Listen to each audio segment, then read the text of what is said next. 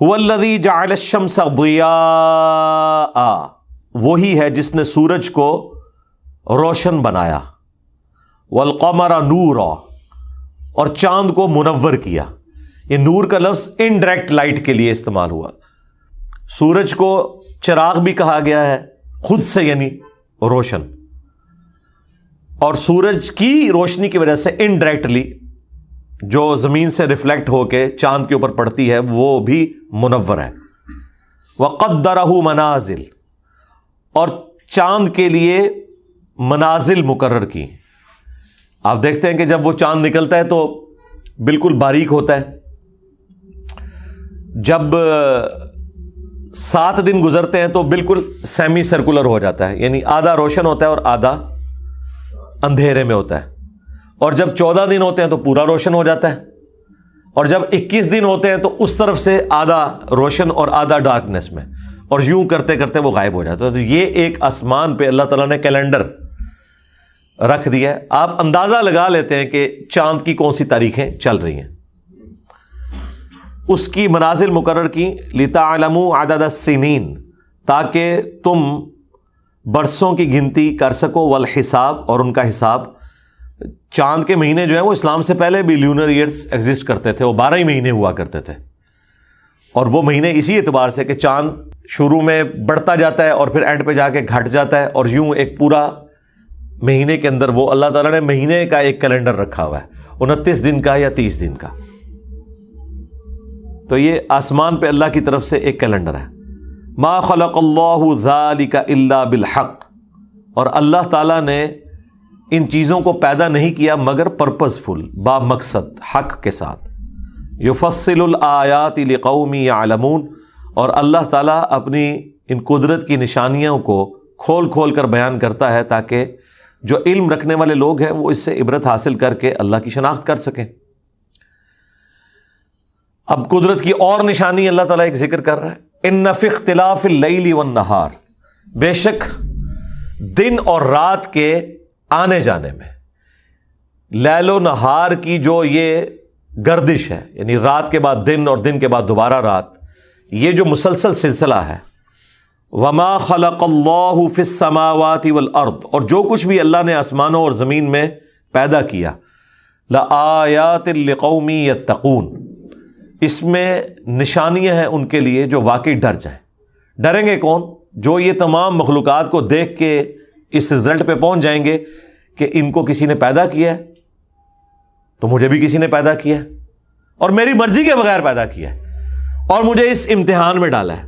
اگر میں نے اس رب کو رسپانس نہ کیا تو آخرت کے دن وہ میری پکڑ کر لے گا۔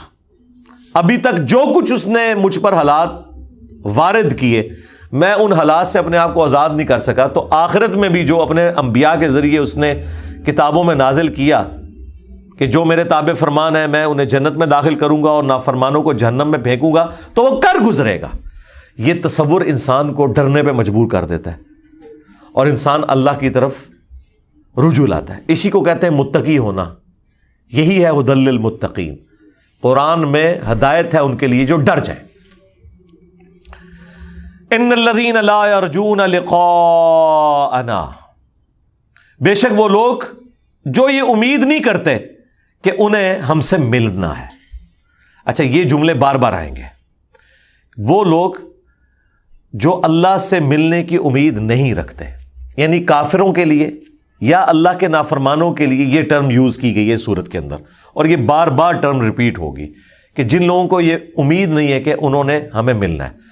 اب وہ لوگ وہ بھی ہو سکتے ہیں جو قیامت کے دن کے منکر ہوں، دوبارہ پیدا کیے جانے کے منکر ہوں، اور وہ لوگ بھی ہو سکتے ہیں کہ جو اس طرح زندگی گزار رہے ہیں کہ گویا وہ دنیا اور آخرت میں ہر معاملے کے خود مالک ہیں، گویا انہیں یہ کوئی ٹینشن ہی نہیں ہے کہ ان کو کسی نے پیدا کیا ہے اور اس رب کے حضور انہوں نے پیش ہونا ہے، اپنی شکل دکھانی ہے، اپنے اعمال کا جواب دہ ہونا ہے۔ پیغمبر دنیا میں کس لیے آتے ہیں؟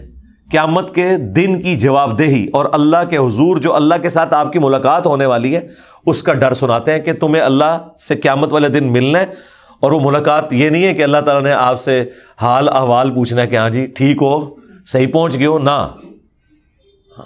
وہ یہ پوچھا جانا ہے کہ جو دنیا میں زندگی دی تھی وہ کیسے گزاری ہے. کتابیں بھیجی تھیں, پیغمبر ساتھ بھیجے تھے, کوئی گنجائش نہیں چھوڑی تھی.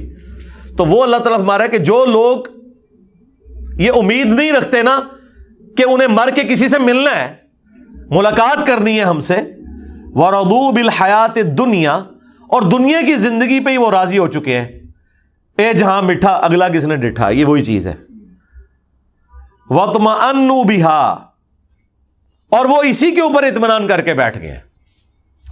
وَالَّذِينَ هُمْ عَنْ آيَاتِنَا غَافِلُونَ, اور وہ لوگ جو ہماری آیات سے غفلت برتتے ہیں, کیجول لیتے ہیں, ان دھمکیوں کو سیریس نہیں لیتے. اولئک مأواہم النار, یہی وہ لوگ ہیں جن کا ٹھکانہ ہوگا جہنم. بما کانوا یکسبون, بسبب ان کے ان اعمال کے جو دنیا میں وہ کیا کرتے تھے. دیکھ لیں جی, سیدھی سیدھی باتیں ہو رہی ہیں. مکی صورتوں کا اسلوب آپ دیکھ لیں, بالکل دو ٹوک بات ہے. یعنی یہ سورہ یونس میں ابھی تک ہم نے یہ صرف 8 آیات کور کی ہیں, اور اس کے اندر آپ کو پورے دین کا مقدمہ کلیئر ہو چکا ہے کہ اس دنیا میں بھیجنے کا مقصد کیا ہے. اور اللہ تعالیٰ کوئی لگی لپٹی بات نہیں کر رہا, کلیئر کٹ, کہ دنیا کی زندگی کو جنہوں نے سب کچھ سمجھ لیا ہے اور انہیں کوئی امید نہیں کہ انہیں اپنے رب کو منہ بھی دکھانا ہے اور ملاقات ہونی ہے, اور نبیوں کی جو پیروی ہے انہوں نے اس سے روگردانی کی ہوئی ہے, تو ٹھیک ہے ہم انہیں پوچھ لیں گے. اب سائملٹینیس کنٹراسٹ, ان الذین آمنوا, بے شک وہ لوگ جو ایمان لے کر آئے, وعملوا الصالحات, اور انہوں نے نیک اعمال کیے. صرف ایمان لانا کافی نہیں ہے, اعمال بھی نیک ہوں. یہدیہم ربہم بایمانہم, تو اللہ تعالیٰ ان کے ایمان کے سبب ان کی رہنمائی کر دے گا ان کا رب.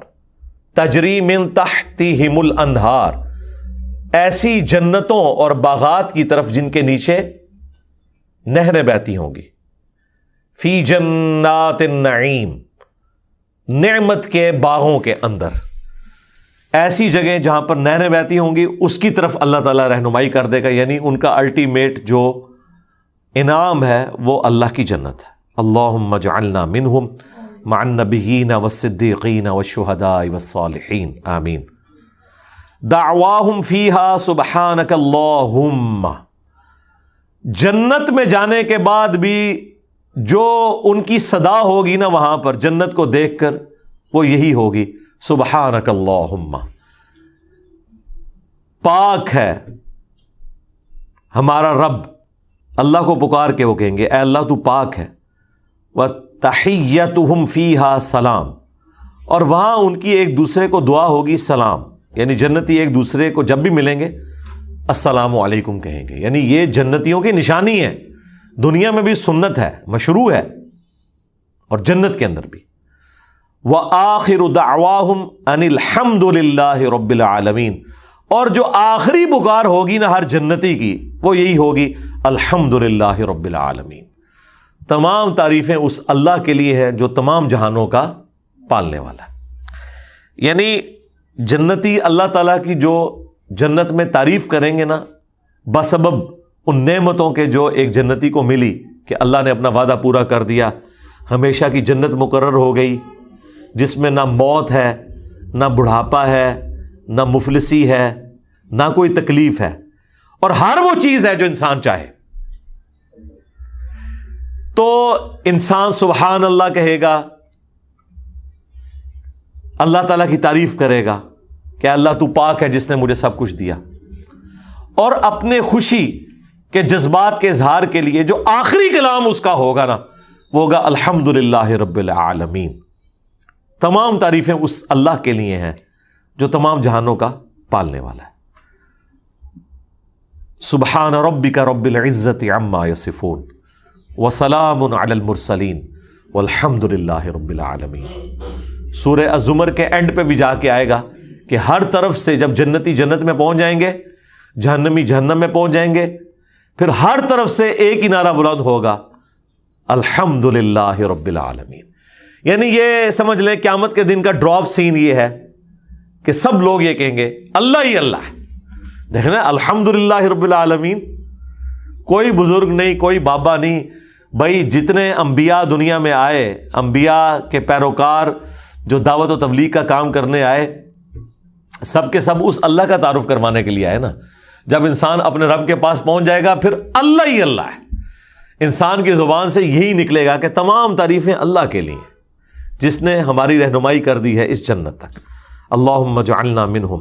اللہم انا نسألک جنت الفردوس مع النبیین والصدیقین والشہداء والصالحین. آمین.